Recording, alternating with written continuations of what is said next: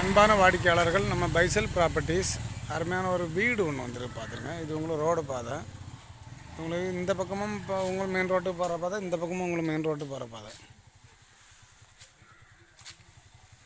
4 சென்ட்டில் இருக்குது பார்த்துருங்க. 4 சென்ட்டு மொத்தமாக 40 லட்ச ரூபா தான் கேட்குறாங்க. கீழே 2 பெட்ரூம், மேலே 2 பெட்ரூம். இது எங்கே இருக்குன்னு பார்த்தீங்கன்னா, நம்ம கன்னியாகுமரி மாவட்டம். கன்னியாகுமரி மாவட்டத்தில் முளமூடு பக்கத்தில் வெள்ளிக்கோடு. இது என்ன வெள்ளிக்கோடா?